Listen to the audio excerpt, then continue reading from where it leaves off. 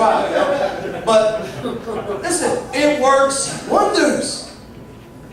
And I was thinking about that, and I said, man, you know, the purpose of the pacifier is basically to shut you up. Calm you down. It soothes you. It soothes the baby. All of a sudden, the baby calms down, relaxes, your ears get a break, and before you know it, there's silence in the house. But this is what the Lord was showing me. The enemy's been trying to pacify you. He's been trying to pacify the church. He's been seeing your desire to want to do the will of God, and he says, oh, wait a minute. You're becoming a holy roller, man. You're becoming too fanatical. You know, you're worshiping too loud, Angel. Carl, you know, you need to relax, man. You're sweating too much. You know, you're just, you know, there's too much jumping going on around here. The music's just a little bit too loud. You know, it doesn't have to be that. Just relax, guys. Take it easy. Devil's the best pacifier out there. And he wants to pacify your walk with God. He wants to tell you, relax, you don't have to pray so much. You don't have to come to this meeting. You know, so what you don't go to church for a couple of weeks? Don't worry about it. A couple of months pass by. You can see preaching on TV. Why bother getting up early and going through all that mess to get dressed and go to church? You know, you can just watch somebody else on TV. It's so much easier. How many guys have heard that before? The devil wants to pacify you. He wants to shut you up. He wants to calm you down. Don't get too on fire for God. God forbid. You know, guys ain't gonna want to be around you. You know, they're gonna look at you like, this Christian guy, I don't want to be around him. And you're worried about what people are gonna say. And then you start believing what the devil said. Man, maybe he's right.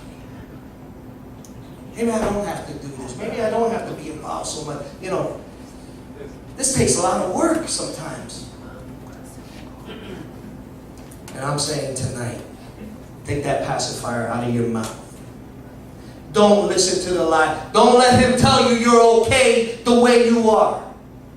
Don't let him tell you what you're doing is enough. Don't get involved in any more. You're doing enough, brother. Let somebody else do it. He's pacified us and we don't even realize it. And God wants you to be aware of that. God wants you to be aware of that tonight. Don't let him pacify you any longer. There's more that God wants you to do. There's more that God has planned and in store for every one of our lives. And if you keep listening to that voice that says, you've done enough, you're okay the way you are, you know, don't push it, you know, it's okay, just relax, somebody else will do it, you'll stay on that bench for the rest of your walk with God. You'll be watching everybody else doing God's will and saying, what happened? I did that for many years. I'm not proud of it, but I did that for many years. And I've seen people who've known the Lord less time than I have, doing so much more. And I said, wow, I kind of screwed up a little bit. But it doesn't matter how long it takes you to wake up. It doesn't matter how long you've been, you know, you made your mistake and you've kind of been on the bench for several years and stuff. Listen, it's not too late. It's not too late. You still have a chance to get up and play the game. Get in there and fight. You know, there's a reason that Ephesians 6 talks about the armor of God. Amen. Everybody's read that before about the armor of God? Why would you need armor unless you're preparing to fight? Amen? Amen. It says to put on the armor of God. And you know what that means when you're going to put on your armor of God? You're getting ready to fight, man. You're getting ready for a battle. And when I got saved, I didn't know anything about no battle. I thought when I got saved, every prayer I prayed was going to get answered. I thought I was going to get a $5 raise at my job. I thought my relationships were going to be just picture perfect. I thought this is just going to be a smooth ride. And all of a sudden I started seeing, wait a minute. Why does everything seem to be going wrong ever since I accepted the Lord? And it's not that it was going wrong. But now I started just seeing some things happen. I became aware of what the enemy was doing in my life. And all of a sudden I said, wait a minute, but I'm a Christian now. This ain't supposed to be happening to me. Everything should be smooth sailing. And all of a sudden things ain't going right. Things are going wrong. And I'm saying, God, I didn't sign up for this. I didn't sign up for this. But you know what? It doesn't matter if you signed up for the military. Once you sign, guess what? You're getting shipped. You're getting shipped out, buddy. Here's your rifle.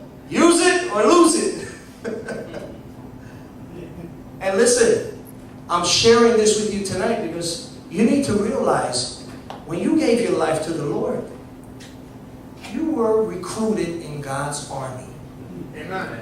And God expects you to pick up your weapon and fight, not sit in the trenches, not stay in the barracks waiting for, hoping that somebody else, defeats the enemy real quick so you don't have to fight. Listen, you're going to have to fight. You're going to have to put on this armor because we're in a battle.